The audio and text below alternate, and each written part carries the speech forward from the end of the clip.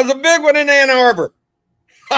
Longhorns took it to the Michigan Wolverines 31-12. Boy, I tell you what, Longhorns, Rod Babers, Tony Hills, Bobby Burton here with you. This is the Postgame Show brought to you by our friends at Flight from Yuengling. Guys, what a performance by the Longhorns. Quinn Ewers comes out on fire. Steve Sarkeesian, fire. The defense. You know, this was if there was a better game plan of get ahead and then make them throw the football, I mean, that was it, guys. That was it. Rod, I'll let you start, and then we'll bring in Tony in a second. Give it to us. Give us your takedown. This was epic. Epic from Ann Arbor. Yeah, it was epic. I loved Sark's game plan mentality from the get-go, right, guys? Took the ball. I think that the pass rate early on, first couple of drives, was over 60%. Put the ball in Quinn Ewers' hands. Let Quinn, and by the way, we got to give props to Quinn, too. Quinn handled the pressure extremely well, extraordinarily well. NFL scouts are going to love what they saw from Quinn today, handling pressure, making throws on the move. I mean, just throwing dimes on the move. Thought he was great. Guys, I just love the way so many guys said, Gunnar Helm.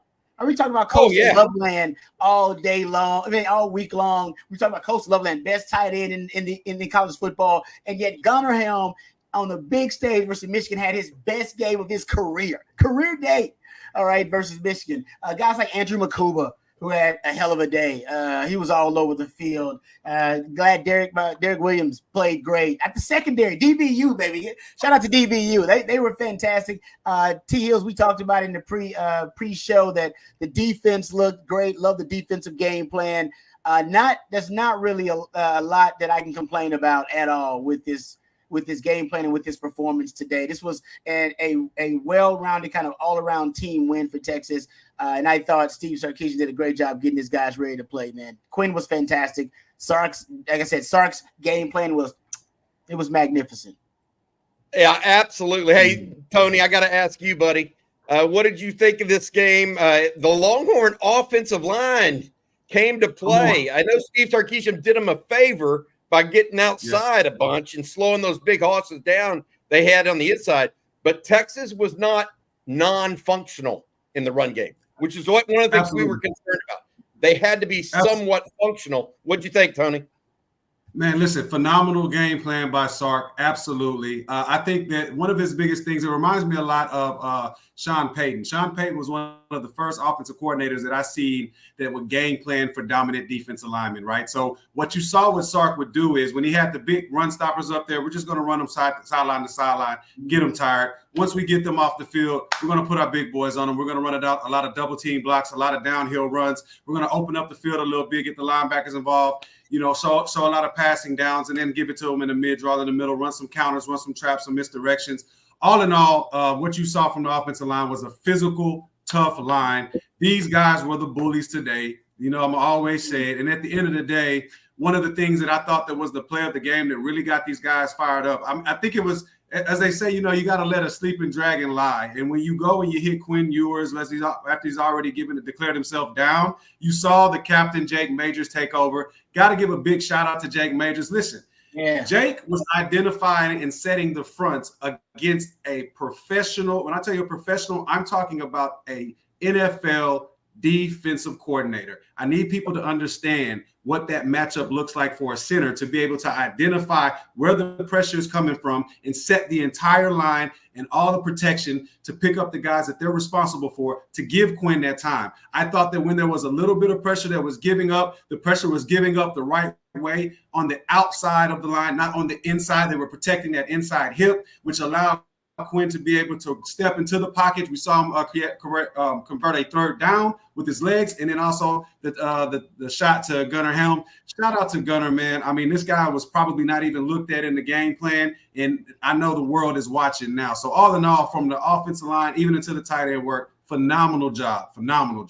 Hey, I saw Juan Davis throw a block on 3rd and 2 that popped Jared Gibson for first down in the red zone. I'm like, whoa. They found a little something there in the run game. Hey, Jerry Hamilton joining us as well. He was doing the in-game watch as well as Rod.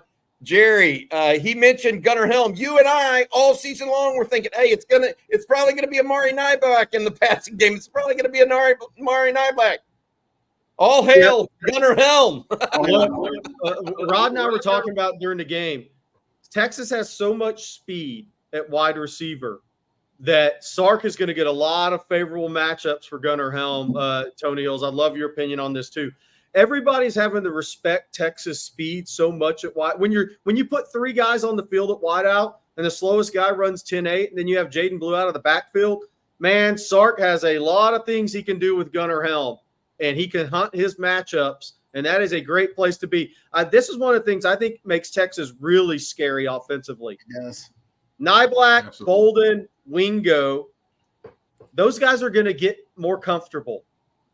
Now, you saw who was ahead, who Sark and Quinn trust. We talked about that on the road. Week 2 will show you where their trust is. Golden and Bond, and then I'm forgetting what I was. Yeah. DeAndre Moore. So we're going to see these guys get worked more in the rest of the season. The next 2 weeks, get to start building this depth. But Gunnar Helm, he's going to have great matchups all season. And this is player development. Tony Hills, Rod, this is player development 101 right here for the program. Totally agree. 4 years.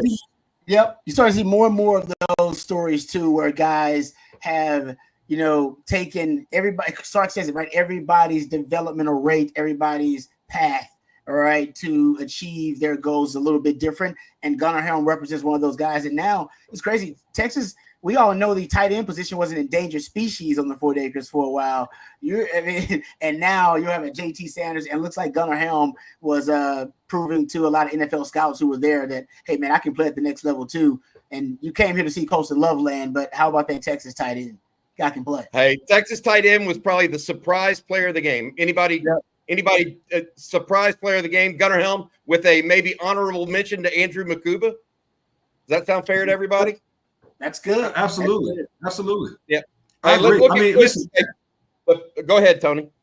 No, I was just going to say, at the end of the day, listen, when you look at the firepower that Sarkeesian has with just his imagination and his creativity, the problem that defenses are going to have is, who do we identify as the guy that Texas is going to go to in pressure situations? Right? When you have that person that you can identify to say, listen, when it's third down and they have the game on the line, this is their guy. We can do things schematically to plan for that. But when everybody around the board are playmakers and can make plays, you can put the ball in the middle of the belly of the back and get the first. You could put it in Helm has shown you can put it in his hands now. We already seen what Bond was doing when it comes to pressure catches.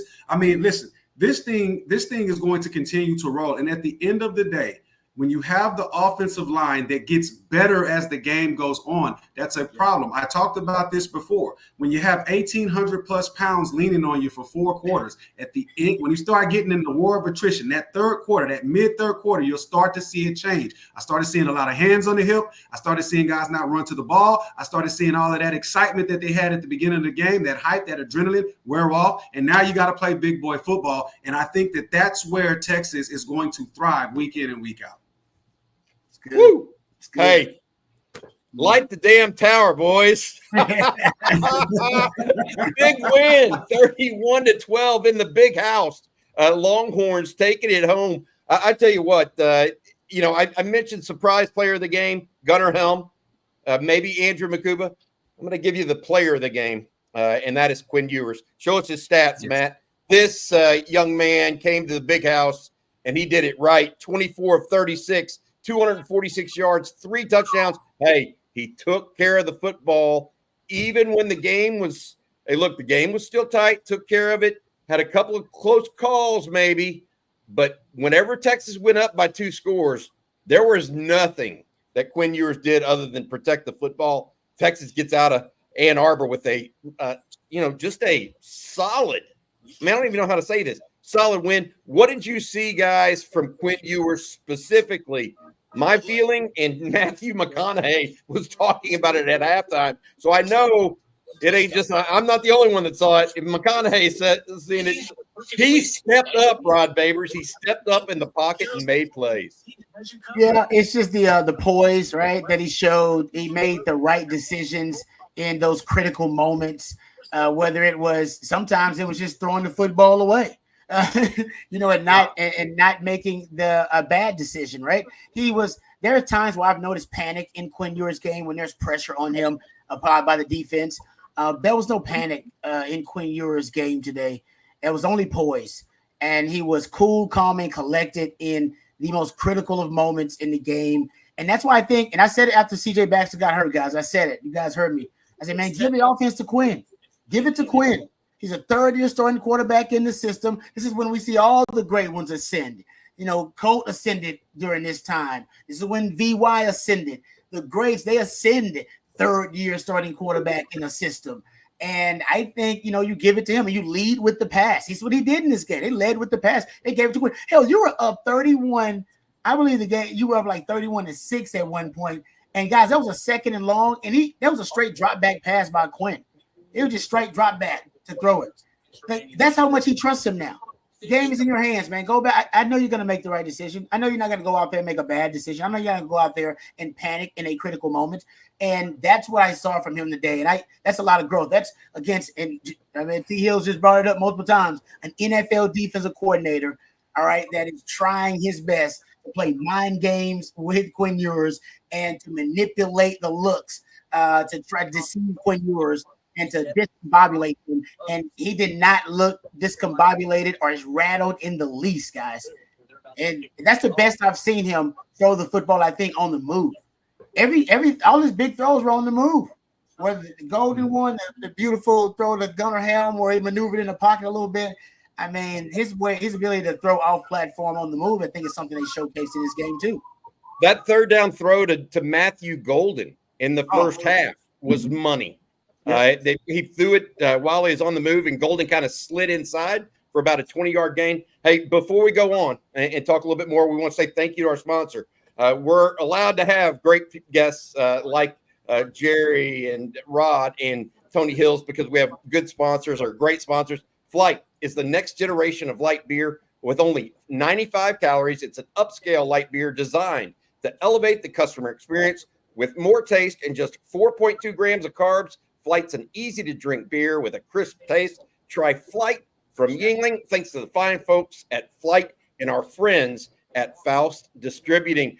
Guys, we would be remiss if we did not also talk about the defense. Hey, they had a game plan for Michigan, and once they decided to make them one-dimensional, that game was over. Jerry, what'd you think of that? Yeah, Rod's been talking about it. Michigan can't throw the ball down the field. And I'm not sure even then from a pass protection standpoint, they're built to do that on the offensive line. This one, they lost a lot of guys. But once Texas had made them, and they were aggressive in coverage as well, right? But once Michigan became a one-dimensional team, they can't run 2-minute on you. They can't go up and down the field in 6 plays throwing the football on you. They can't throw the ball down the field on you. So what happens then? You have a quarterback, Davis Warren. He's a walk-on. You give him credit for going all the way to start, but he's got a long release. He drops the ball below the water. So what he sees with his eyes, he's 2 split seconds late getting it out of his hand. That is a great spot to be in for the Texas defense if you're winning up front against the run, because those secondary guys, they've done their homework. They know that long release. They know it takes them a while to get the ball there. But as Rod's point, once Michigan had to become a passing team, they were toast in this game. They ran the flea flicker early, right? You can spring something on somebody, but you can't change your identity. Michigan can't change their identity of who they are. They don't have the personnel, and they are who they are. Texas was going to force them today for them to have to make an identity change. You can't do that. It doesn't work that way. I loved that they went to Ashton Orgy early in the first half, right, with that 3rd and 2. What did Sark and the defense coordinators do? They called the timeout, right? And then they swarmed him. Yeah. That was that they were looking at trying to get that guy to surprise Texas. That was still when the game was in doubt, right, guys? Because really we're talking about most of the first half. I mean, I want to go over the first half stats with y'all because they are mind-blowing. I mean, in favor of the Longhorns. Mind-blowing. Hey, Bobby, let's talk a little bit about some of these super chats. Hey, Bobby, while you do that, I'm going to back out. I'm going to listen to Craig Way. I'll be back. See what Sark has to say. Okay, perfect. Good stuff. Good stuff, Jared. Hey, D Money, we came, we saw, we conquered. Weenie, weeky. There we go, baby. Scott Sturgeon, who moved up NFL draft boards today? Maybe Quinn Ewers, maybe Andrew Makuba, maybe Gunnar Helm. Anybody else for you guys? Listen, Kelvin Banks is a dog. You understand? when you're looking at Quinn Ewers, if Quinn had pressure, it wasn't coming from the backside, right? And the thing that I liked, you want to know the thing that I liked was it pertains to here's the intimacy and the intricacy of the game. I like the fact that our young right tackle struggled early and battled back like he did in that hostile environment. Right? Yeah. When you talk about going to an environment with so much on the line and now you're the guy and this is your first experience, did we have some penalties? Absolutely. That's expected. That's a part of the growth. But when you look at his overall game, the domination there was phenomenal. So like I look at this team, Bobby, and I'm telling you, we're getting better, right? And if you look at today's game, everything was intermarried from Sark and Pete and PK with their calls and making sure that they're seeing what they're seeing and getting done what they want to get done, from the way that the defense and the offense were helping one another, right? We scored 10 points off of 2 turnovers, right? So when you think about how the defense is getting the ball back and then the offense is going in and cashing and rewarding those turnovers with points, that's the type of thing that can deflate another team, and you saw that in this game today. Yep. I think to T. Hills brought it up earlier. Jake Majors, I think, made some money too. I think Jake Majors made himself some money. Yeah, I'll put him on that list. I love it, guys. I love when you hear ex-NFL guys say good things about it because they recognize it, folks. They've seen it. They know what it looks like. Texas is developing guys right now, Rod and Tony, yes, they are. And that has to make y'all feel good. As former players, you see the guys buy in, then you see them work at it, and then execute it, and then it pays off. That's awesome, dude. My favorite story of the day, honestly, I think it's Gunnar Helm. I'm sorry. I'm giddy over this dude having his best game of the season in this game with everybody talking about the other tight end. And another thing and you remember this, Bobby, because in T Hills, we've been, obviously during the training camp and going to all the player availabilities and listening to the players' interviews. He's been very serious. Like he's been very business-like in his approach to Hills. He's been, you should listen to him. It almost kind of gives me chills when I hear him talk because he's been very business-like and he's been very matter-of-fact in his approach and his focus. And really to see it pay off for the young man like this, I'm really excited for him. And like everybody said, now defensive coordinators got to add him to the list. They got to add him to the list. Like, okay, now we gotta worry about game planning for Gunnar Helm as well in certain situations. That's a lot of stuff to worry about, man. That's a lot of threats across. Hey, Rod, I'm gonna give you a name, Rod. I'm gonna give you a name. You ready? I'm gonna pull this one from the throwback, Jim. You ready for this? Give it to him. So when you say a tight end that people weren't really thinking about, when you say a tight end that people weren't really, game planning for, and all of a sudden this guy pops out of nowhere and he's very businesslike and very serious. There was a guy that we both know and played with, Rod, that took on that same demeanor and had that same type of skill set by the name of David Thomas. Hey, it's true. Good point. I'm saying I see a lot. When you talk about being able to catch the ball, he's consistent, doing the right things the right way in the run game, playing assignment and alignment football, being aggressive and playing physical. There's a lot of DT. This is like a bigger version of the David Thomas that I see with Gunnar Helm. So like you, in my notes, that's the guy that I got highlighted in bold, right? Gunnar Helm is a man's man. And I think that even coming down the line, you're going to see a lot more of him because like I said, who do you game plan for on Texas, right? It's a matchup game. So today it was Gunnar Helm.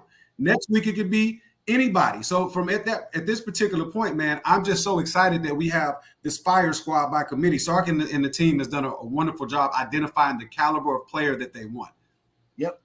All right. Hey, I got a couple more. And Rod, these are pointed to you. Nicolani Morrell for Rod's secondary play today and the random Hodges Mitchell love from last week.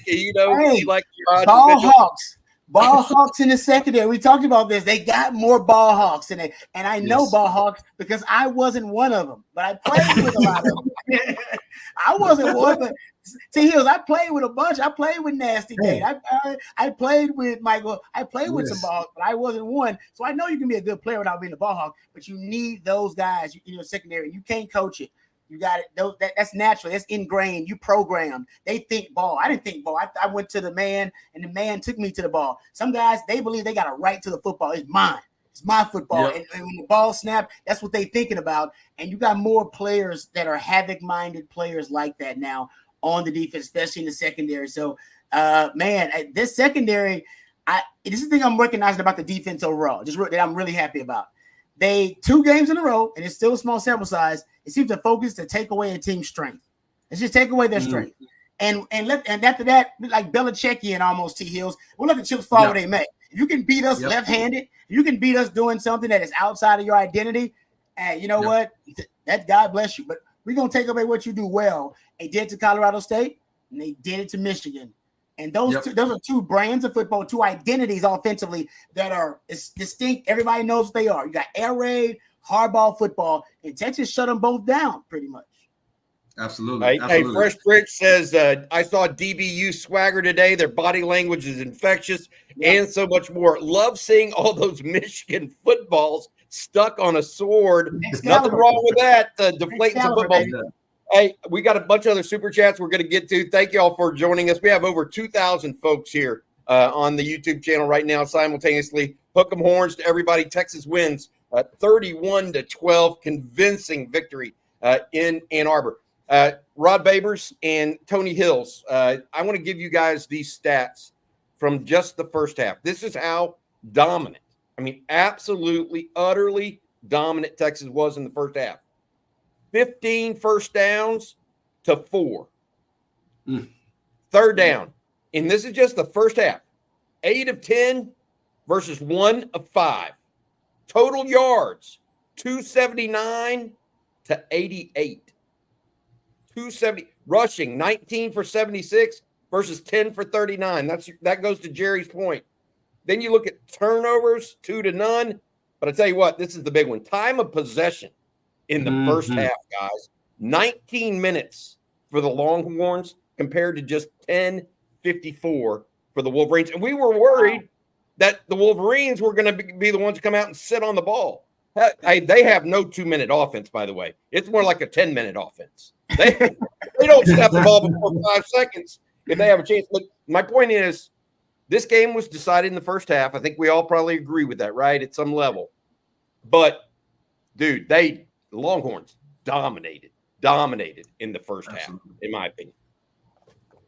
Absolutely. Rod, you or Tony or Jerry, y'all want to talk about that domination? Yeah, so I got a question for Tony on that. But here's what Quinn Ewers just said in his postgame with Craig Way.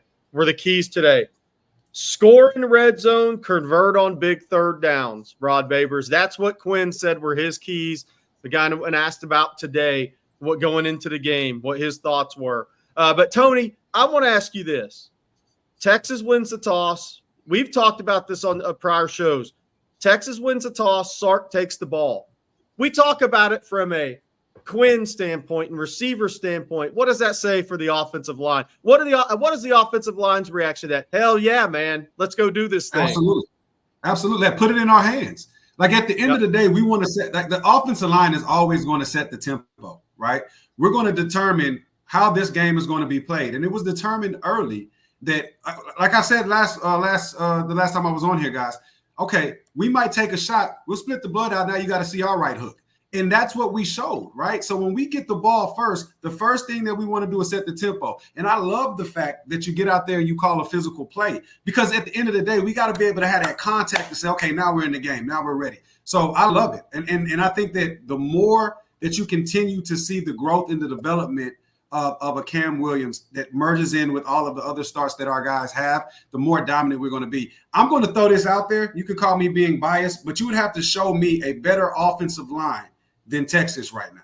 When you think about the starts, when you think about where they've come from and where they are, when you think about the type of protection that they're giving Quinn and the receivers and the backs to be able to put up these type of numbers, man, I don't think there was there any sacks? Do we have any sacks given up today?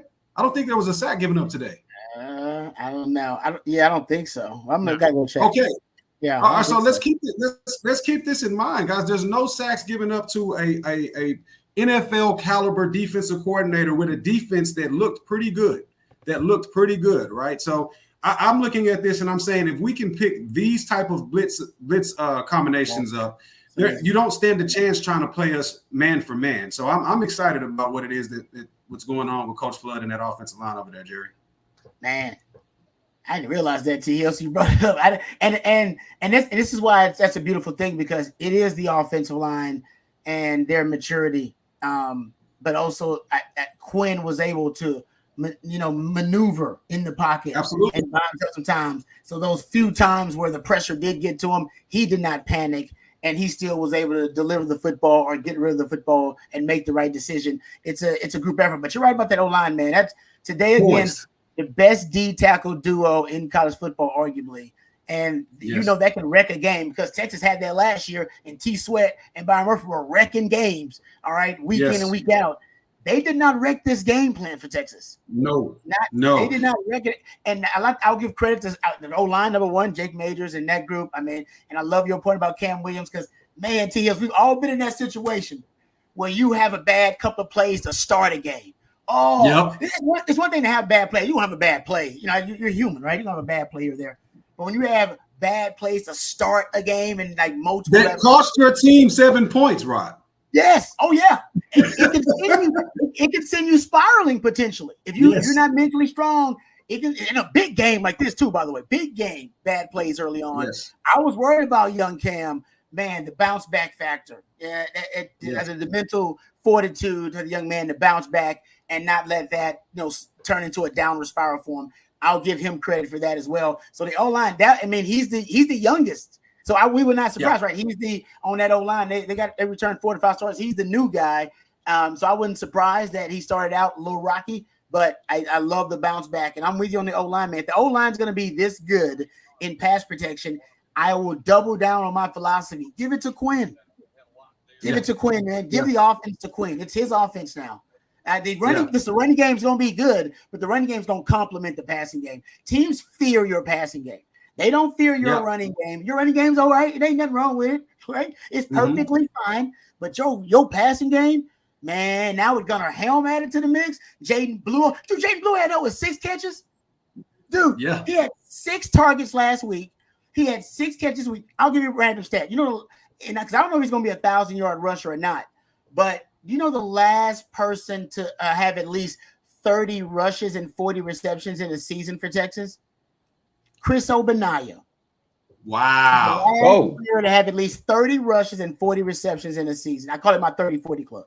Before that, it was Eric Metcalf. Eric Metcalf did it twice. He's a freak. Jaden Blue might be in that club this year, guys. He might be in the 30-40 club. It's very rare to be that much of a weapon in the passing game, but also that much of a weapon in the running game. And he's going to be both. He's going it's rare, man. But I'm with you, man. And I think that's why the passing game to me more and more, not that T. Hills pointed out, I didn't realize they allowed 0 sacks against this defense, against Wink Martindale, who's the blitz happiest defensive coordinator at any level of football, college or pro, and who is one of the most creative pressure package designers in football. And they couldn't get to Quinn. And they were a heavy pass team. They were 60% pass rate in the first half. They were throwing the football. Still couldn't get to him. There's a lot. Hey, I love it, guys. I love it. There's some thoughts here. Hey, Jerry, you from Harry Hamilton here. This is Jerry before Manscaped. There's one for you. Then we have also Barry Hamilton. Jerry, thoughts on Gibson and Weisner? Barry Hamilton, this is a new one. Thoughts on Gibson and Weisner's performances after Blue was banged up for a bit. Jerry's close shave, #Manscaped. What do you think here, Jerry?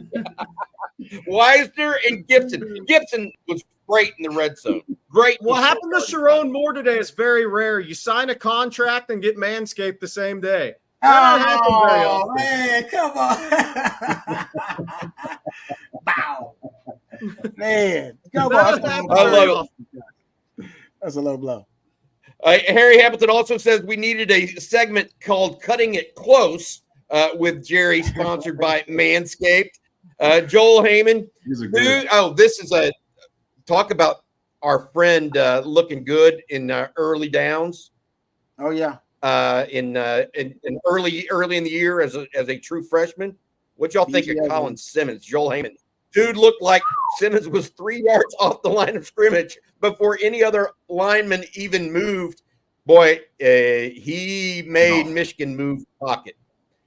He got home. He at least made the quarterback step up. He made the thing go for Texas. I thought my thought was, wow, Texas people aren't just going to be able to sit back and wait for Texas and let Texas throw on them and figure it out.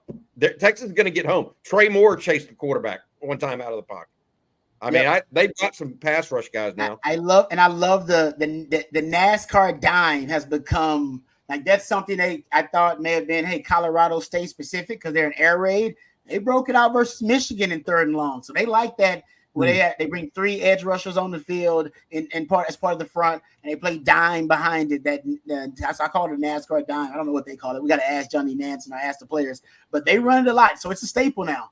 You get a team in 3rd and long, and that's the nasty pack you like to bring out with Colin Simmons out there, Trey Moore is out there, Barron Sorrell, they bump him inside, Vernon Broaden's the D tackle with it.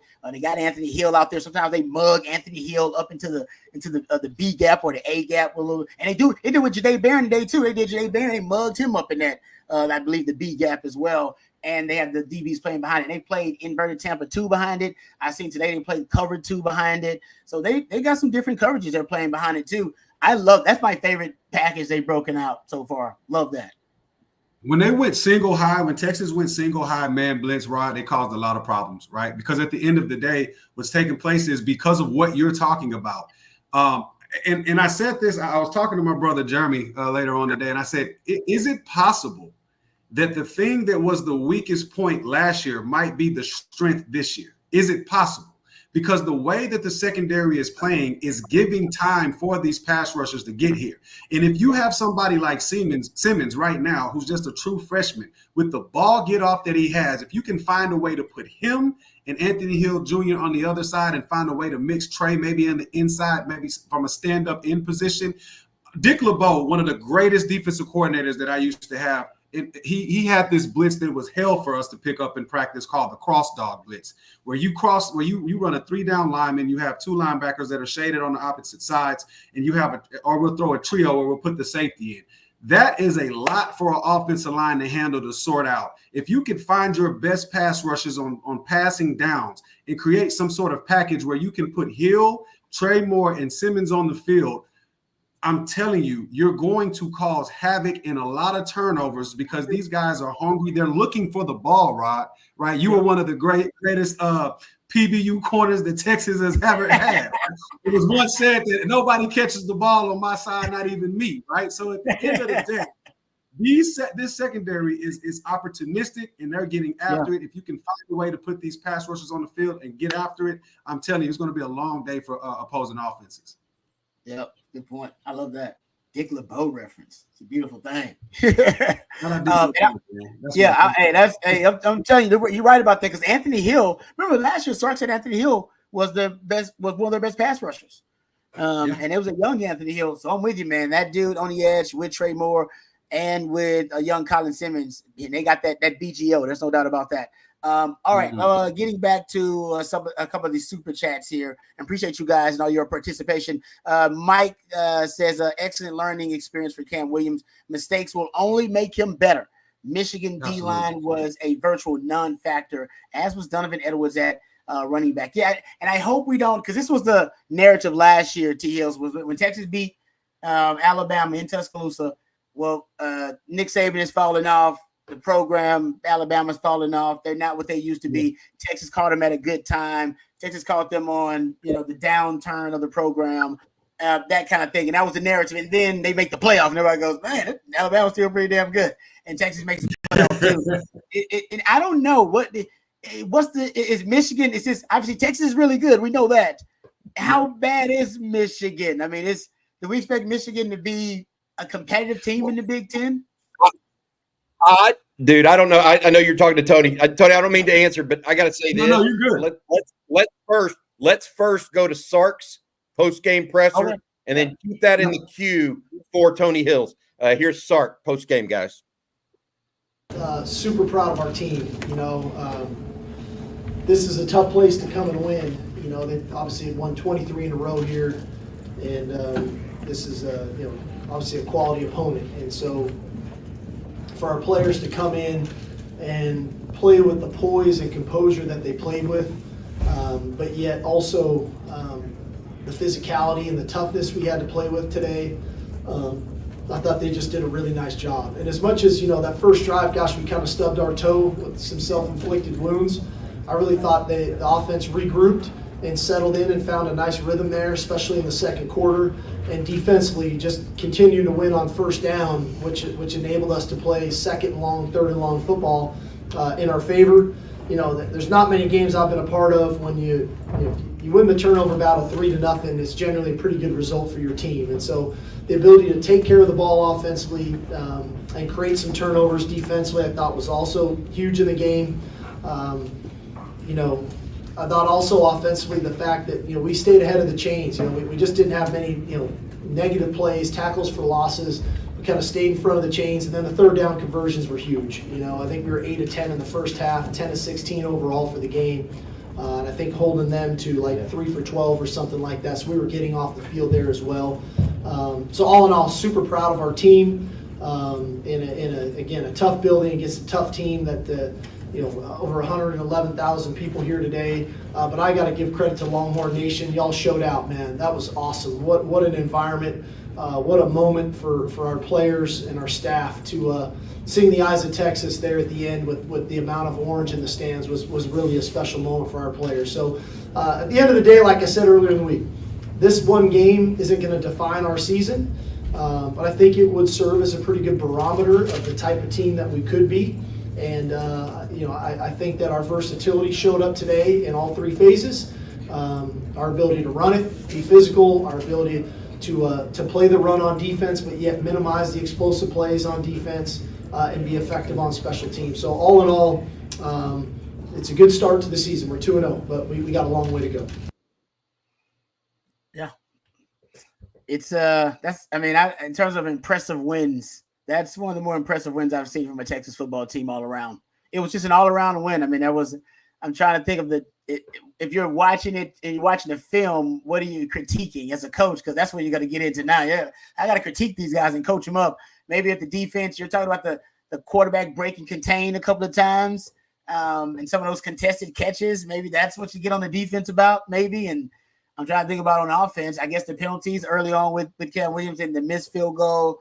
I guess that's a couple of things, but there's just there was not a lot of negative for Texas in this game from start to finish overall.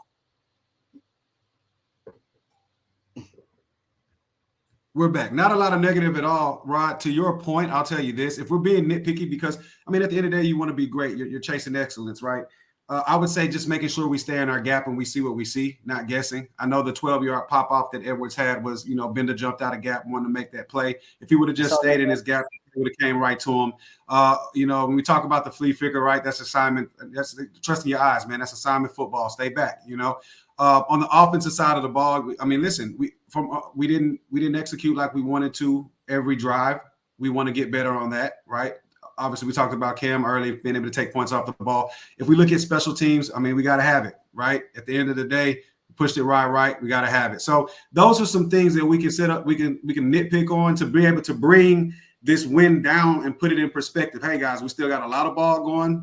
It's on to we'll enjoy this win. It's on to the next week. Let's figure out where we can continue to get better at. Those were the only couple of things that I saw. But all in all, man, listen, you go on the road against the defending national champions in a crowd of over 100,000 people, and you assert dominance. Welcome back, Texas. We've missed you. Hey, Domin, last year it was a 10-point win in Tuscaloosa. This year it's a 19-point win in Ann Arbor. And it was this game was over in the first half. Yeah, I still had the jitterbugs, right, in my stomach, but this game was pretty much over at halftime after the Colston Loveland fumble. And what a whale of a pass by the way, from Quinn Ewers to Matthew Golden right at the end of the half for the touchdown. Yeah. Guys, we talked about all offseason, Rod. Texas and Quinn Ewers had to get better in the red zone. That's one of the things he talked about in postgame. I would say that his toss to Matthew Golden was indicative of that. What do you think? Yeah, I think it's Sark and the offense overall, right? It was because Sark never really figured out if it was one particular thing or element that was holding back the offense in the red zone. And when he was asked about it, he said, honestly, he blamed himself as one of the reasons. He said, I was a little inconsistent in the red zone, didn't really have an identity in the red zone. He also talked about the Bijan and Rojo, element and losing those guys as a factor. But this season, whatever they did, and it seems like more than anything, they're just more efficient overall in the red zone. But I think Sark's play calling, though, has been also really extraordinary because he has been able to engineer a lot of one-on-ones in the red zone. Think about the passes, right, in the red zone. Think about there is one-on-ones. The rub route to Matthew Golden, the Isaiah Bond ends up being a one-on-one on that side because it was a formation basically where he had, I think, 3 trips to one side, so a 3-by-1, and he was a single receiver.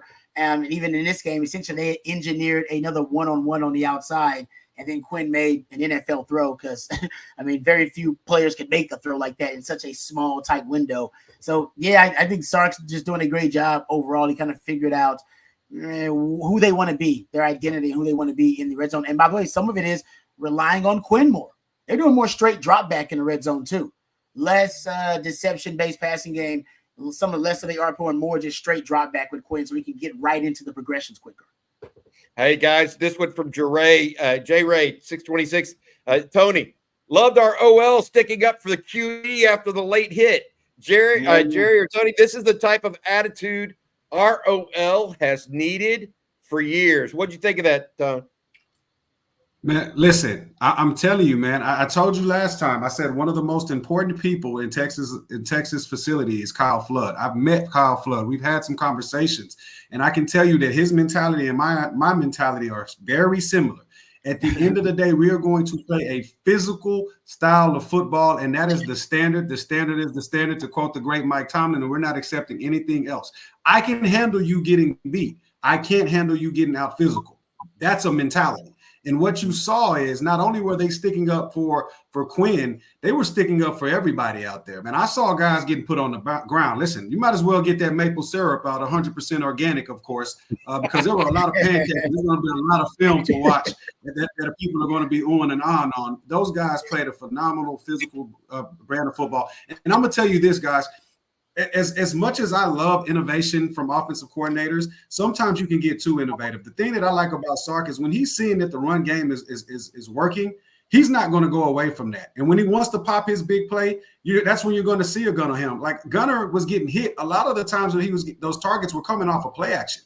Well, why were they coming off of play action? Because they're getting beat up front. So when we see run, we're selling out. That leaves the back window open right over the linebackers, right in between the safeties, and that's where he was winning at. So all in all, it all works hand in hand. I just think that they played a collaborative and cohesive effort of ball today. From special teams, let's talk about the kickoff team. Right. One of the things that you can always take a look at when you're looking at the kickoff team, you can see if guys are running out of their lane because they're trying to make the play, as opposed to playing alignment and assignment football. When you watch the film on the kickoff team, right, the couple of times that they did get an opportunity to get out there, man, it was all straight line people in their lanes, which doesn't create explosives. So I know people will say, well, why would that be an important tidbit? Because that's the type of thing when your offense isn't rolling from Michigan side that can get you back in the game on a long return, right? Because Texas is too excited, too aggressive in that particular regard, and now you give up a big play and they get a cheap touchdown, right? And now you're back in the game. So that's what I'm saying when I say the special teams, the offense and the defense played, they were intermarried with one another. I loved everything about it, and especially on the road. I want to piggyback off of what Tony said. Then I want to give you what Sark just said in his interview with Craig Way and Will Matthews. I didn't hear that Sark post-game interview y'all played, but I've been waiting for the next Casey Studdard that plays on the interior Texas, that's not taking no from anybody. That's DJ Campbell.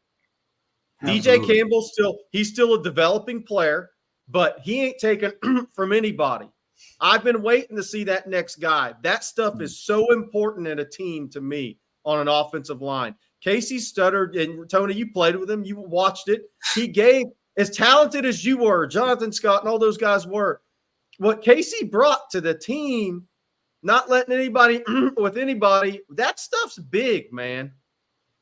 Listen, I am not an All-American without Casey Studdard. Casey Studdard raised me. So let's just throw that out there. Between Jonathan Scott and Casey Studdard, that's how you get an All-American out of Tony Hills. You guys remember, man, I was a tight end. So coming into the offensive line room, like, listen, this is the standard, and this is what we do, right? And so I love the Casey Studdard, DJ Campbell comparison, because I see that as well. Like, at the end of the day, man, this is the way the game has to be played. You can have all this fancy stuff going to misdirections, but on 3rd and 1, you got to have it, and you're consistent in getting it. That's what wins you championships. And so I love the mentality. I love the physicality. Most importantly, the thing that I see with these guys, phenomenal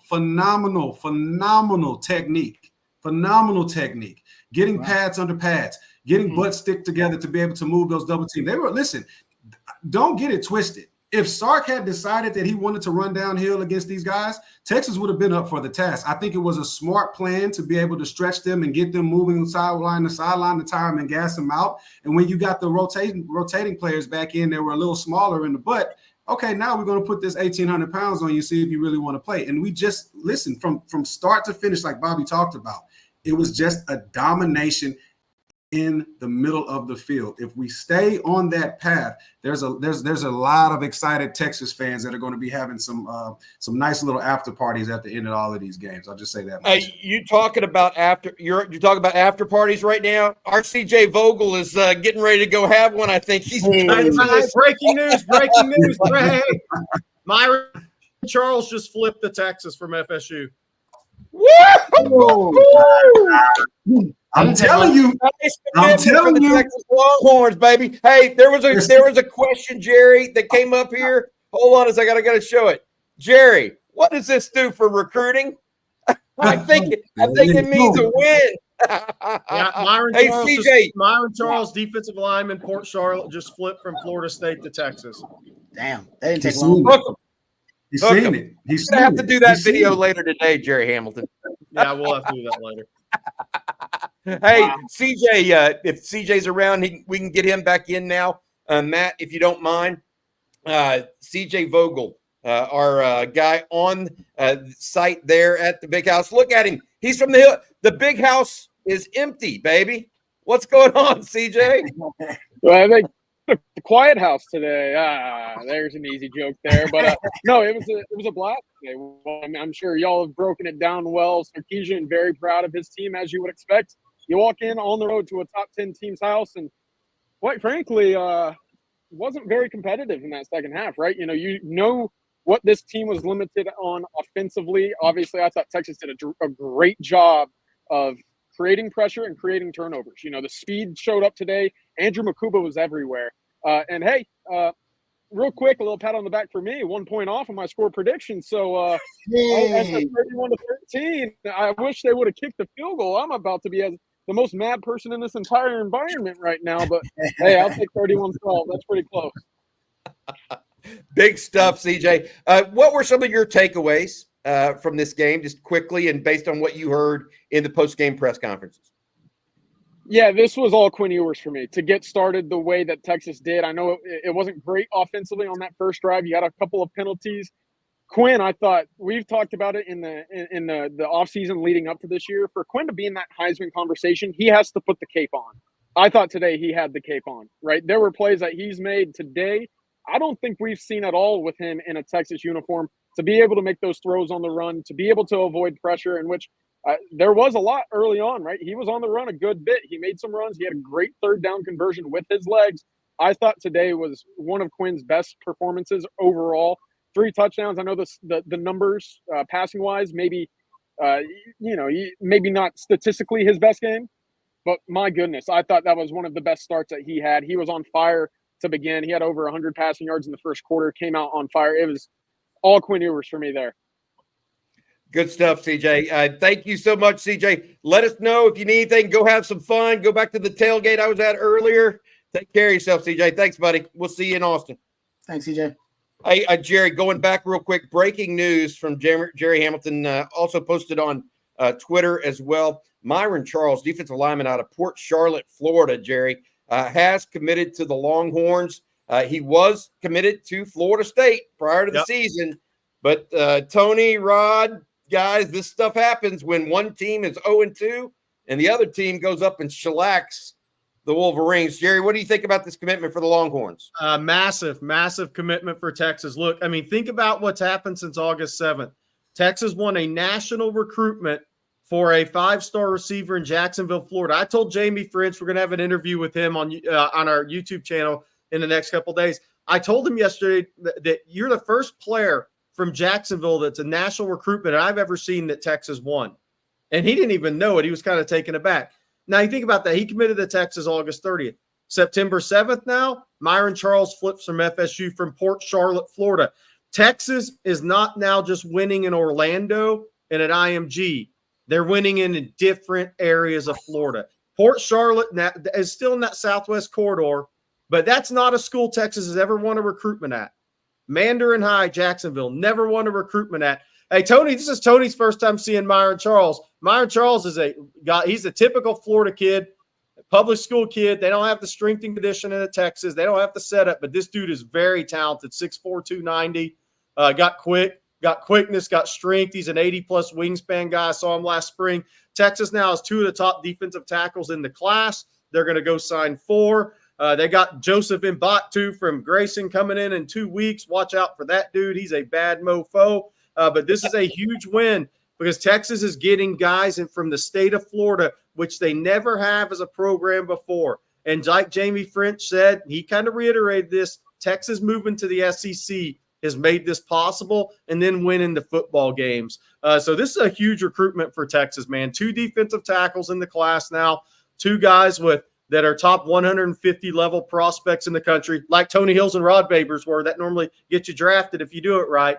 But these are 2 of the better defensive line prospects in the country and 2 guys that have now flipped from Oregon and Florida State.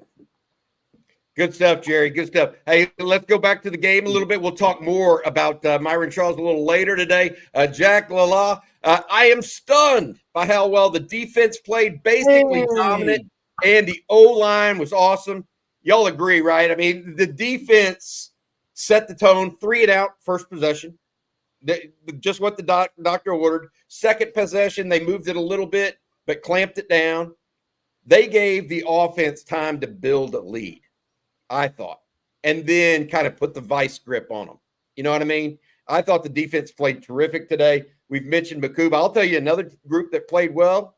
You mentioned earlier maybe David Benda missing a spot one time, Tony, but the linebackers, you know, we can talk about the variety they put forward at defensive line, whether it was Barron Sorrell or Vernon Broughton or Bill Norton or Alfred Collins. They put a bunch of guys out on the field, right? At linebacker, for the most part, it was Anthony Hill and David Benda, and they were ready for Michigan guys. I know we need to give props to the pass rush as well as the secondary, but man, I'm telling you, I thought the linebackers played well today too. And it was going to be a test for them going into this. What do you think, Rod? I thought the defense, once again, they took away a team's identity, which is tough to do. And they, for the second week in a row, and I think that's going to be a theme throughout the season. Johnny Nansen, with the Johnny Nansen impact and effect, is going to be take away a team's strength.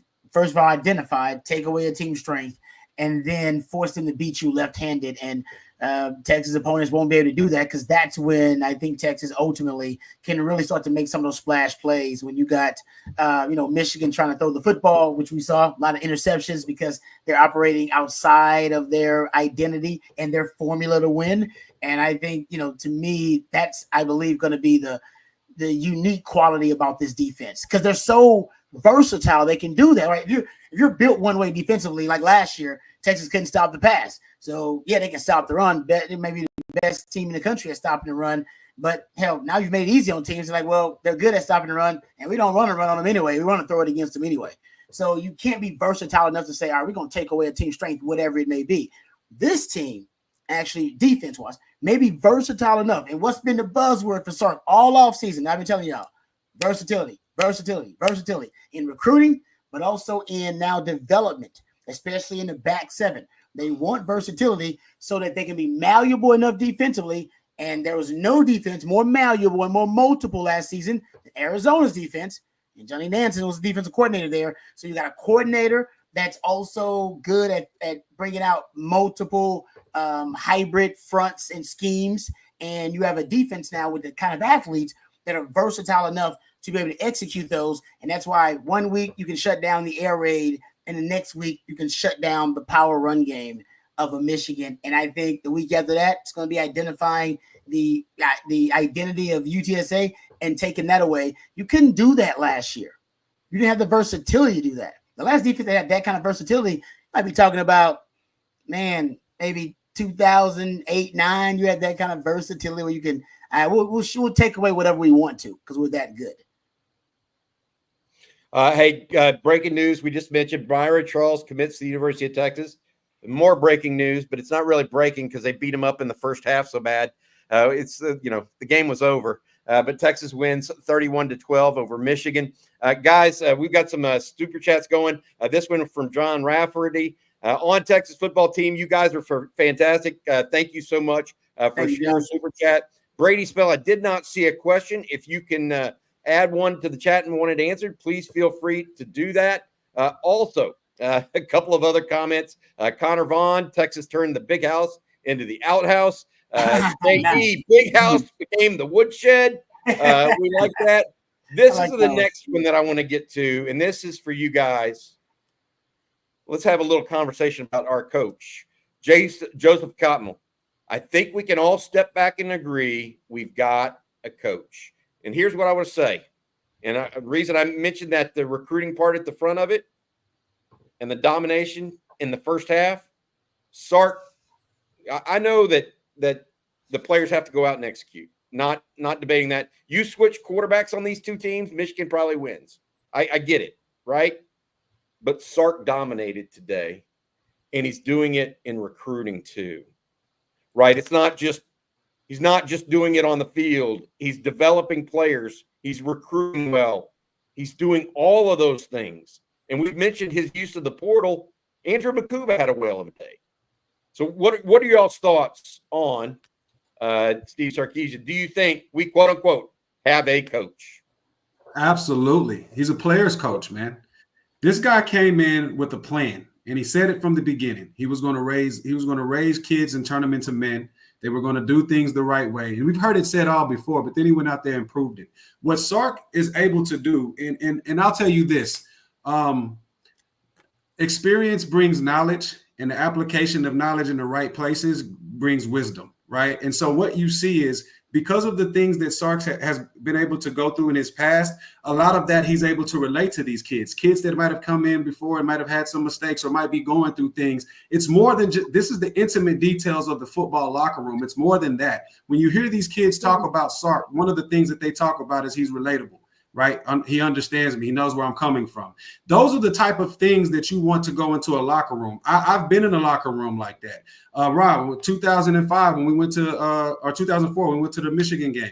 The reason why Vince was so comfortable telling the world that we would be back is because we had the same core group of people. We had the family atmosphere. We had the coach. We had all the people around us that understood who we were, what we were, and how we were going to take care of each other in the locker room. Coach Brown made it that way. Sark is doing the same thing. So it's not just about the X's and O's, guys. It's about the human nature of the athlete as well. And I don't think that anybody does it better than him. And the proof is in the pudding. This is the reason why you can get guys to flip. Was it a dominant showing on Michigan? Yes. But you best believe that guy has somebody in the Texas locker room that's been in his ear saying, man, it's a family. And we care about each other. And it shows on the field. And when you're playing for that guy next to you, I'm telling you, when you get in those pressure situations, it's going to come a time and point where Texas is challenged and they're in a crucial situation. And you'll see that not only that training, but the fact that I don't want to let that man down. I don't want to let my coach down. That's the thing that is going to take you over the edge. When I've been on championship teams, that's what I've saw. I've seen, and that's what I'm seeing today with Sark. So, yeah, absolutely, we got a coach. And he's young, so he's going to be here for a long time, college football. You better get ready. What I want to back up, piggyback off Tony, what he said, because of, and we talk about this all the time, because of YouTube and social media and all those outlets, it's never been more important for a coach to be genuine. Kids We've can talked get about that. look, anything Sark or any other coach says to a recruiter or parent, they can go to YouTube and find his past comments from a week ago, 2 weeks ago, 2 years ago. You can go find anything you want on what these coaches have said. Never has it been more important to be genuine than it is in recruiting nowadays. But here I wanted to ask Rod and Tony about this. From a recruiting perspective, it's pretty obvious. You win at Alabama in week 2. Sark mentioned this. By the way, one thing Sark said that was funny in his questions of Craig Way is he wants to see the tape on the Cam Williams holding call. He ain't buying it. But it's the yeah, exactly. And the thing about it is when you go win at Alabama and you win at Michigan, and people can say what they want. Oh, Michigan's not that good this year. That's what people will say now. It doesn't matter. They won the national championship last year. They had 13 freaking guys drafted. They had too many guys in the first round. Harbaugh couldn't even find his guys in the green.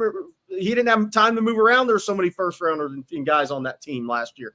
But, look, they've won at Alabama and Michigan on the road in the biggest game in college football 2 years in a row, week 2.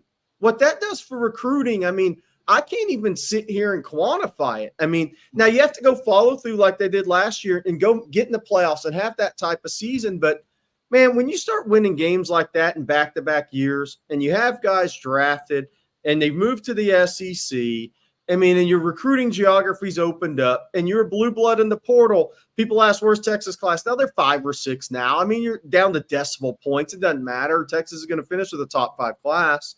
But you can't, Rod, these 2 wins on the road, I'm not sure we can talk about how big that is for recruiting. Think back when y'all were recruits. If Texas had won at Alabama and Michigan back-to-back years, what would you and the boys be talking about? I mean, that's big stuff in recruiting. Yeah, no, I agree. There wouldn't be anything to talk about. Yeah, no, I agree. We didn't play big games in non-conference like this when I was playing. Louisiana Monroe's not a big game, Rod. No, Louisiana Monroe. like Stanford might have been a big one, and that's as big. NC State is as big as guys. So we never played these kinds of big games. I think honestly, they probably tried to avoid these kind of big games early on.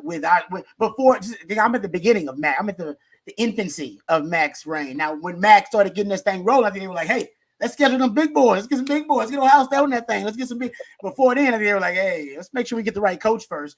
But getting back to having the right coach, there's no doubt Sark is the right coach. I mean, that's the genuine authenticity. I think is something that does make a huge difference.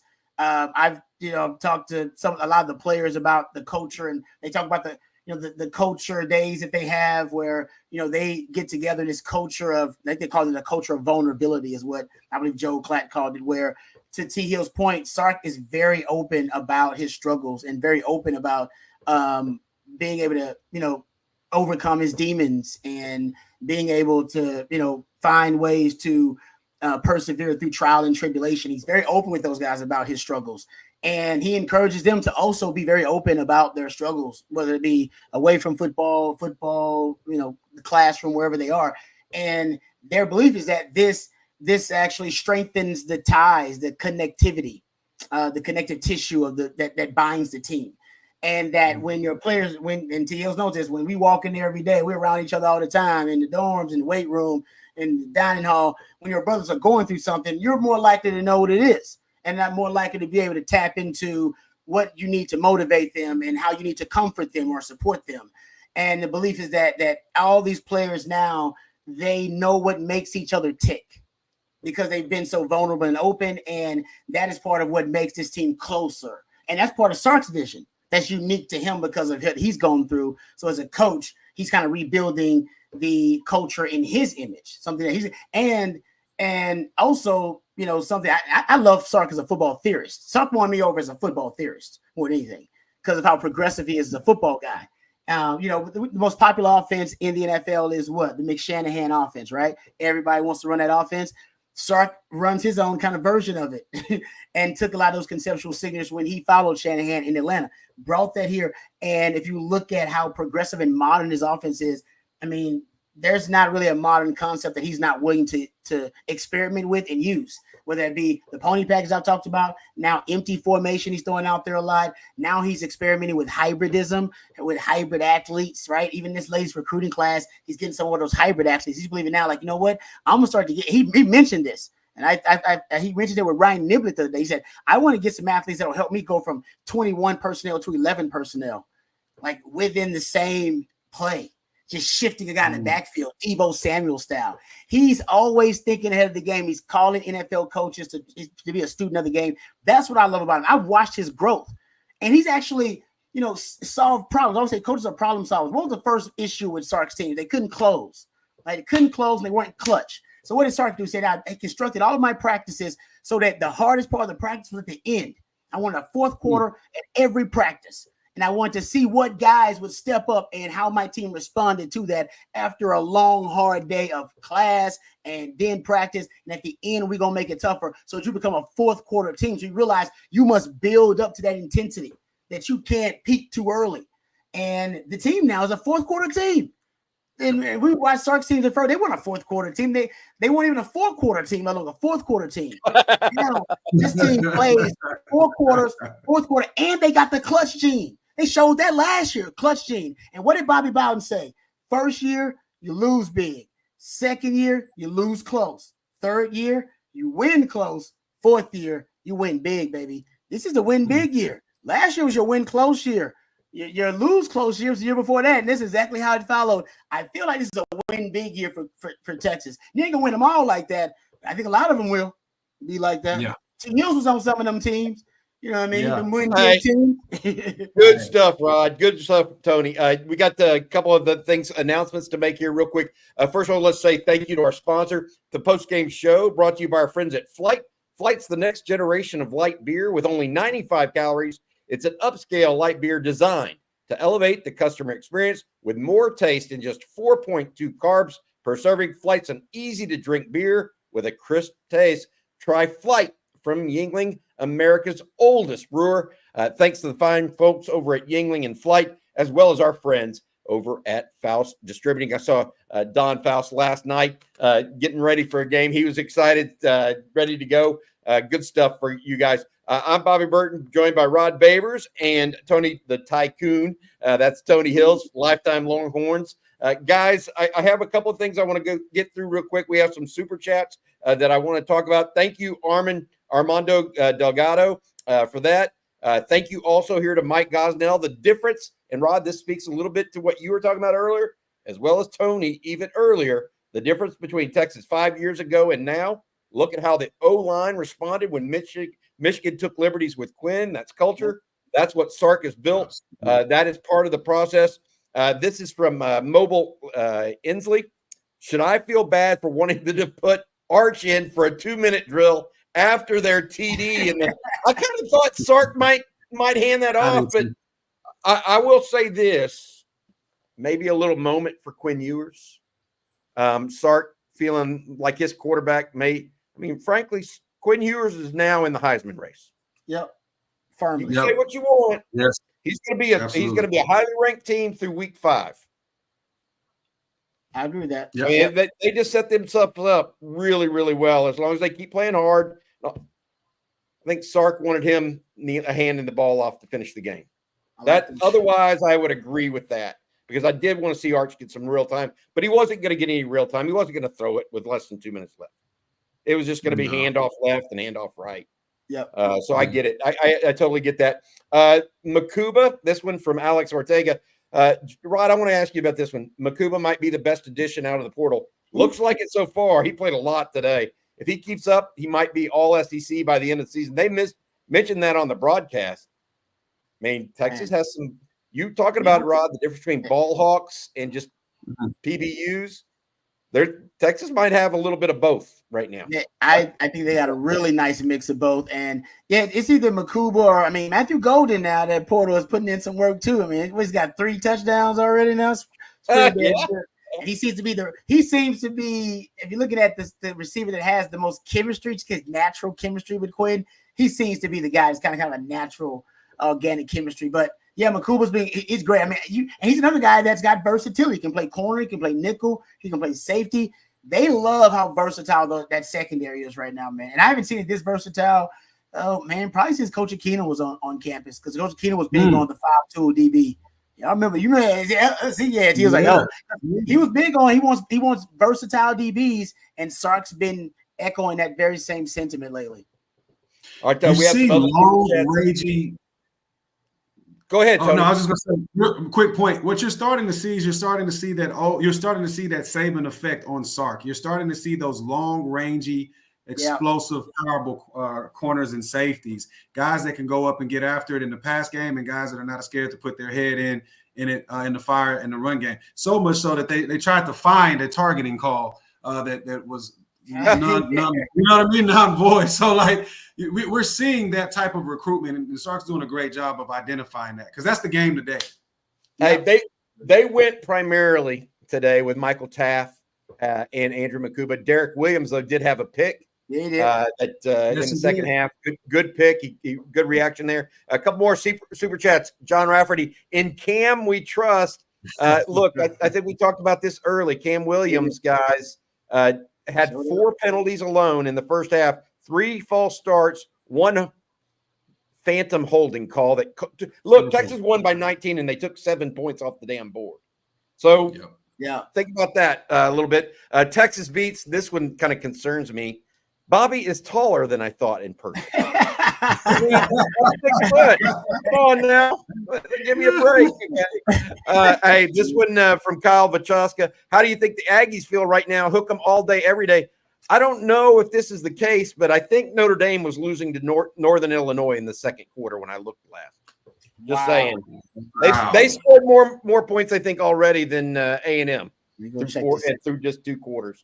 Also, this one, Michael Hinojosa, do not. 13-7 Notre Dame right now. Or 13-7 Northern Illinois over Notre Dame. That's wild.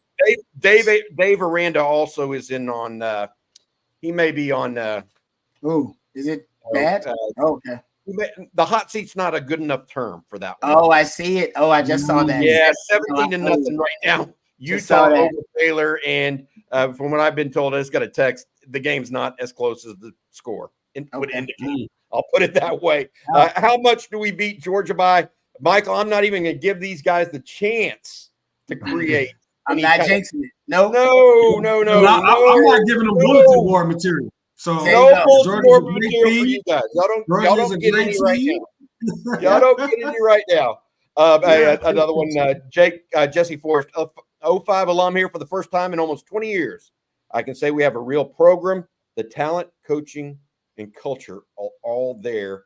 That's what you see, Rod and Tony, when a team goes into another defending national champion's house. Walks away with a 19-point win that, frankly, was in hand by midway through the third quarter. I mean, Texas beat the you-know-what out of Michigan today. Listen, Bobby, here's what we're not thinking about. You take away what we call a phantom call. At the end of the day, the guy's hands was inside. So, whatever, right? But you take that, you add that on.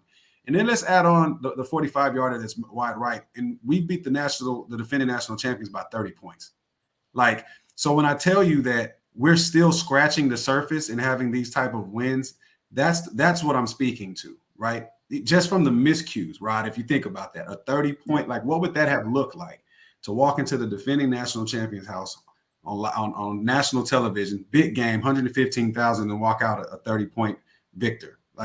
Texas is on the way. They just have to, again, continue to stay focused, locked in, one game, 1 week at a time, which is what the guys always talk about, not taking these teams for granted, and then going out there and just doing what you know to do. At this particular point, I've said it before, I say it again, Texas beats Texas. Yep. I like that. That's a great way to kind of summarize it.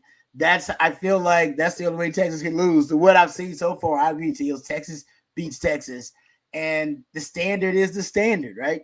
Right now, that's what I love about this team. Whether it be last week versus Colorado State, obviously an inferior opponent, but guys are playing to the standard. Even the guys that are backups, the guys who are coming in there who are getting some of those secondary reps and rotating in. There's not a huge drop off. There's not a huge lapse in play and a lapse in execution. A lapse in focus with those guys, and those guys just earning more trust of the coaches so they can play more. Now Jared Gibson playing in big games now. That's a young guy that's going to contribute now because he's earned the trust of the coaches. And I think that, and even versus Michigan, right? Michigan, yeah, they may be down, but still Texas played to a standard today against the University of Michigan. And I think now that's back where they are now. It's not about the opponent. It's got nothing to do with them. All right. Yep. We want to play to a certain championship standard week in and week out, and we're going to push it every week because we believe we can get better every week. And if they keep doing that, I got this team. I had them at 11-1 to start the season. And right now I feel more than confident in that prediction. And I thought that was lofty. Absolutely. That's anytime you're talking about that's lofty, right? But man, this team looks really good. Right now, the secondary is exceeding my expectations. I thought they'd be improved, but they look really good. And I think the O-line right now, I like the way the O-line's exceeding my as a pass protection unit. I didn't think they'd be this good, especially when challenged with a Michigan defensive front that's got NFL guys all through it. When you look at the defense, go for it, Tony. Go for it, buddy. I was just gonna say, when you look at the defense, the one thing that I knew would be true is that when we lose those Lions in the middle to the NFL draft, and we look at what's behind them, we understand that we're going to give up some size, right? But what I thought is that we would have more shiftiness when it came to stopping the run game, and you started to see that. A player that I think that Texas should be looking out for when it comes to that run-stopping stout ability that you're used to seeing. I'm not saying that he's this guy. I'm just saying as it pertains to holding the line of scrimmage is Jermaine Lowley. I really like the way when he got out on the field, there was no movement on him. As a matter of fact, I seen him at one particular time holding the offensive lineman up with one hand and peeking his head over. It looked real Casey Hampton-ish, right? You're not moving this 6'3", 320-pound guy, you know. And so I would love to see him get some more burn and obvious rundown positions just to see if what I saw today is actually what I'm seeing. I do have glasses on too, fella, so I'll make that caveat out there. Nice. Hey guys, I tell you what, a lot of stuff in the chat. Mobile Inslee out of St. Augustine currently. Will I be able to find y'all at OU in Georgia? Absolutely. At OU, we're going to be at the Flight Tent, one that's right next to the stadium. Come see us then. He also says, I'm class of 84. You, my friend, are a spring chicken. Yeah, but I'm still 6 foot tall. I just want to put that out there. Hey, Rod, here's one for you that's a good one, I think, from Brandon Barr. Are we going to see Niblack anytime soon? I'm going to mention this. He did not play much in the spring because he's getting over a wrist injury that he actually had surgery in the offseason. Also, are we ever going to see Silas Bolden? Yeah, he ran a post route today, but look, Silas Bolden has not got a lot of play. Now, maybe that's because Matthew Golden and Quinn Ewers have a rapport. Yep. Isaiah Bond, when he's been called upon, he's been aces this year. What do you think? Are we going to see Niblack anytime soon? I mean, Gunnar Helm, it's not like, you're not going to improve on Gunnar Helm much based on what he did today. Yeah, I think Gunnar Helm, he answered my question about being able to beat man coverage. I've seen him do it multiple times already this year. So I love what he did. And they like Juan Davis. They told you guys they were going to throw Juan Davis out there a lot. And he's playing a ton. I mean, he is their second tight end. It ain't Niblack. I just think Niblack is so specialized. And they believe even a Juan Davis has a better chance of keeping the unpredictability of the offense. Because when Juan's in there, he can be obviously a blocker in the run game and go out for a route. Gunnar Helm, he's their best all-around tight end. When Niblack's out there, he's such a liability as a blocker, pass blocker or a run blocker. I think it makes you a little bit predictable, or it puts you at a deficit in terms of the numbers game at the line. So I think they're just having a hard time right now trying to come up with a package for him because they don't need to. Like they have tight ends who can be every down tight ends for him. So I think either he's got to improve as a blocker because you ain't going to put him out there to block for Quinn. He's only going to be out there to run a route because you ain't blocking for Quinn, and you're not going to be a plus blocker in the run game. So they'll put him out there only run a route. But then you let the defense know exactly what you're going to do. Every time Knobloch's out there, I know 85% of the time it's a pass because they run the route with him. And Sark wants to keep defenses off balance. Knobloch doesn't allow you to do that right now. Can't be a one-trick pony. Can't be a one-trick pony. Yeah, that may be part of it too. I really think. Hey, let's listen in on this. Matt, I hope our producer has the volume up because you know what? You know what they call this right here, guys? Longhorn party. This is the good stuff right here. 1, 2, 3, takes 5. And it's goodbye to A&M. Takes 5. And we're put on the one more win. Takes 5, Texas fight. For the Texans, we the best. Give hell. Go Horns, go. It's goodbye to all the rest. Yeah, Horns. Yeah, white. Yeah, Longhorns. Fight. Takes 5. Yeah, takes 5. Takes 5. Yeah, takes 5. If that doesn't get you going, Rod B and Tony, I don't know what to tell y'all. I love it. It's a little fast for my taste. I don't know if they sped it up or I like to slow it down a little bit, you know. But I'm an old man now, so I like it a little slower. That's all right. It's all good. Give him some of that H-Town Texas fight, Rod. You know, yeah, exactly. We chop it and screw it. We're gonna slow it down a little bit. Yeah. Hey, here's one final question. Longhorn party. There's no party like a Longhorn party. Tony says, "Hey, one final question. I want to say this real quick. A couple things are coming up. First of all, Adam Lane, I can't get to your super chat today or right now because Jerry's not here. He asked about where does this put Texas in the recruiting rankings after Myron Charles flipped to Texas. If you're just joining us, Myron Charles, defensive lineman out of Port Charlotte, Florida, switched from Florida State to Texas today after the game. Also, I want to say this: Jerry and CJ are going to do a special live stream tonight around 7:00. We think special live stream because guess what? Maybe a little earlier. I think it's time to party a little bit and talk about some more Longhorn football. But before we go, Bobby, and this is for Burnt Orange Horn. Bobby, 10-2 now. Oh, Rod, we did our preseason preview. You and I both, I think, did we come at 10-2? I had 11-1.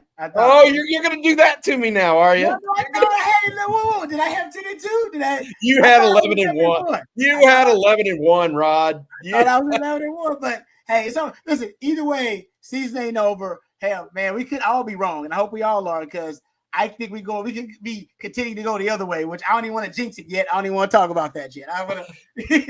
I don't want to go there. We don't want to talk about that yet, but this team is that kind of special. They got that potential. I'll just throw that. Then that's rare. That's very rare. Yeah, you don't bite the cheese 1 week at a time. 1 week at a time. But it's hard not to have that thought in the back of your mind when you see wins like this and you see and here's most importantly, it's the way that they're winning. That way carries over from week to week to week. And I think that's where the excitement is for Longhorn Nation. Confidence growing, man. It's growing. Hey, guys, I look at it all, and I'm trying to sum up. I'm up here in Ann Arbor, and I was out there this morning with a lot of Texas fans. We had over 500 people at the tailgate this morning. Wow. Just come by and stop by. It was just awesome. Okay, the atmosphere was great. Michigan is a tremendous host, by the way. I want to say this. Michigan fans are classy. Just going to put it out there. And everybody has their you-know-whats. It can be whatever. But I feel Michigan's a good fan base, right? Good school. I thought the University of Texas did a classy thing today, by the way. In the Ann Arbor paper, University of Texas bought a full-page ad and congratulated Michigan on their national championship a year ago. That is pretty badass.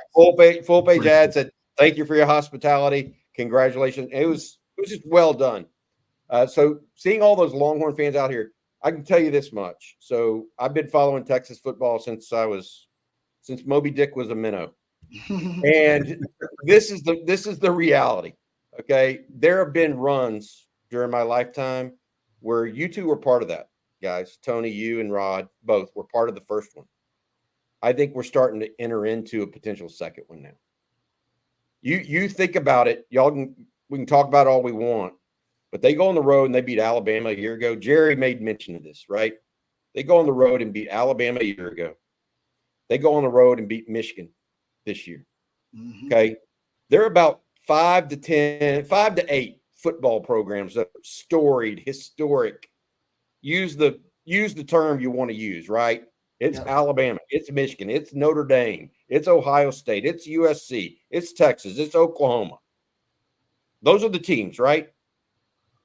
And in back-to-back years, you go in their house and do this, double-digit wins both times. Yeah. I mean, what are you going to say? I mean, I don't know. I'm not saying they're there yet because to y'all's point, don't bite the cheese is what I think Tony said.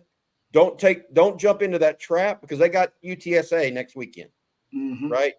Mm-hmm. Don't bite that cheese. You're right, but man. And then I sit there and I look and Quinn has a game like he had today where he steps up in the pocket better than he has since he's been at Texas. I mean, period. Yep. Yeah. Did that, led the team, took care of the football. I just look at this and I don't know if they'll finish 10-2. I don't know if it'll be 11-1. I still don't know. Hey, it could be 9-3. It could be 12-0. I'm not, but I'm just telling y'all, I've been around this thing about 30 years. It feels that way to me because they're starting to stack guys. There's a Jonathan, give me an identifying factor. Jonathan Scott followed by a Tony Hills, right? There's a Jonathan Scott that's followed by Tony Hills.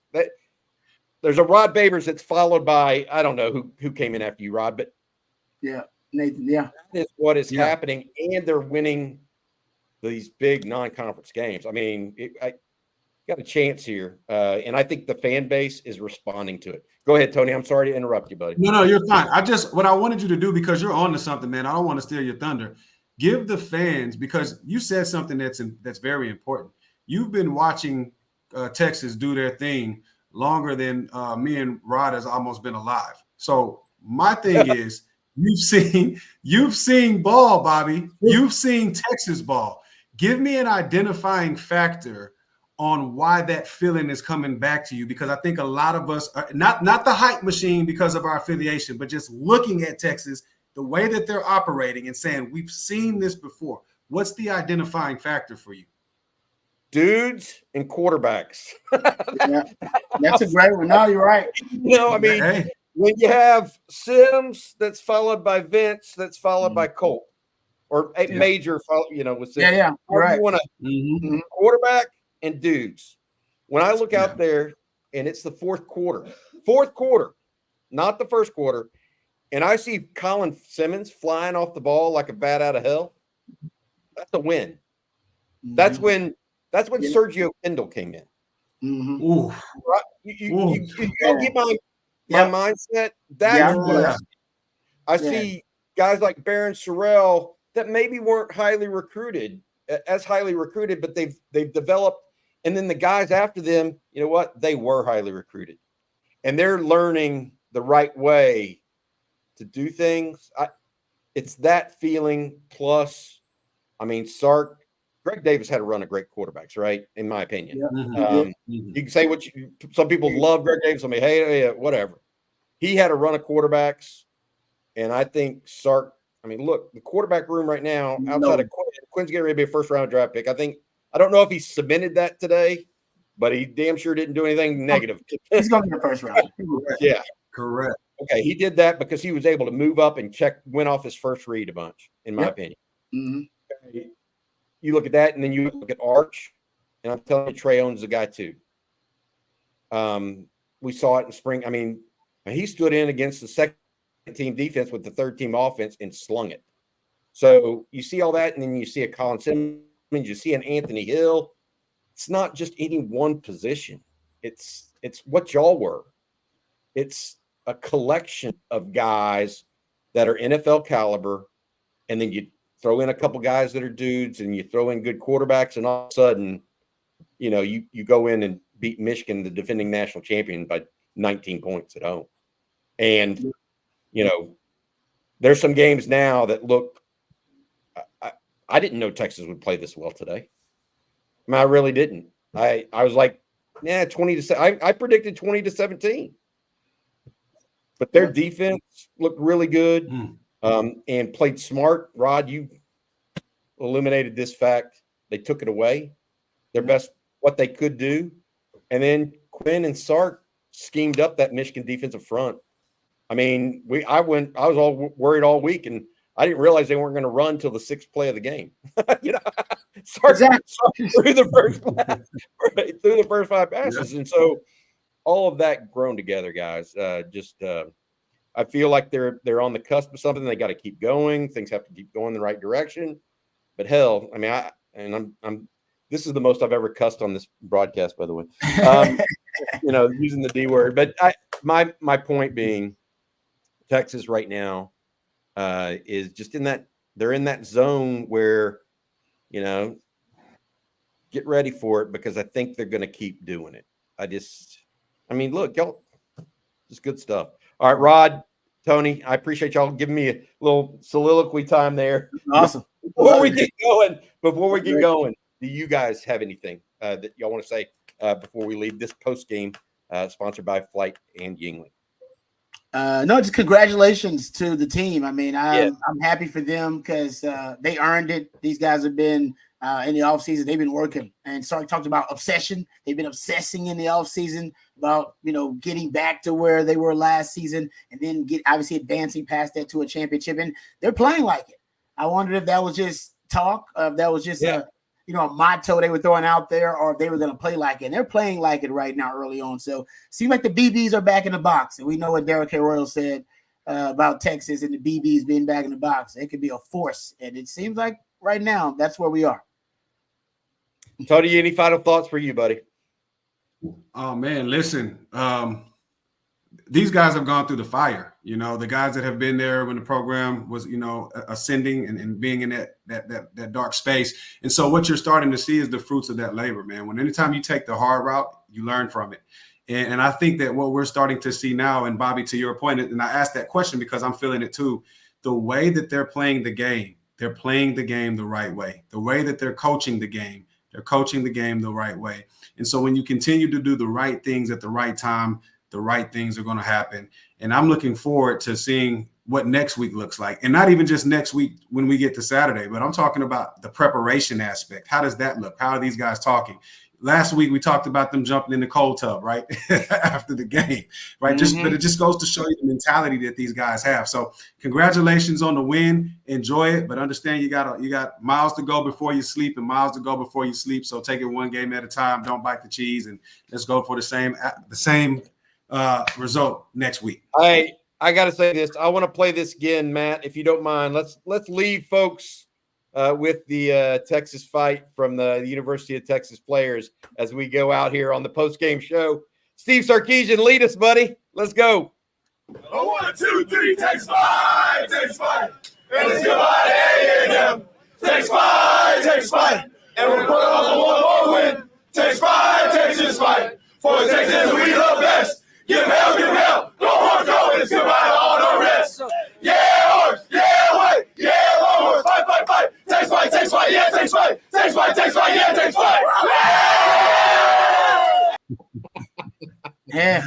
All right, love it, guys. Tony, thank you for standing in for Brian Robinson. We're going to ask you to come back for sure later. Rod, thank you so much for our producer behind the scenes, Matt Hutchison. Jerry Hamilton will be back later this afternoon, early evening, for another round. Guys, y'all have a good one. Tremendous day for the Texas Longhorns. Longhorns win it 31-12. Pick up a commitment also from Myron Charles, a defensive lineman out of Port Charlotte, Florida. For Tony Hills, Rod Babers, and Matt Hutchison, I'm Bobby Burton. Hook 'em. Hook 'em.